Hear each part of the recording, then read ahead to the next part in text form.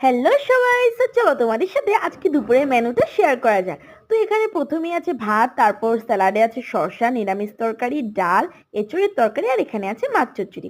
তো খাবার আগে আগে সবগুলোকে নিচে সুন্দর করে নামিয়ে নিই, দেন থালটাকে ঘুরিয়ে এখন খাবার দাবার স্টার্ট করা যাক। তো প্রথমেই আমি একটু নিরামিষ তরকারিটি দিয়ে খেয়ে দেখলাম। আচ্ছা, তোমাদের কার কার নিরামিষ তরকারি আমার মতো ভালো লাগে একটু কমেন্ট করে জানিও তো। দেন আমি টমেটো দিয়ে সেই ডালটা খেয়েছি, সেই জন্য এক্সট্রা করে আমি টমেটো নিয়ে নিই। নেক্সট দুবার এতই ঝাল এঁচোড়ের তরকারি খেয়েছি যে এবার মাকে বারবার বলে দিয়েছিলাম একটু ঝাল কম করে বানাতে।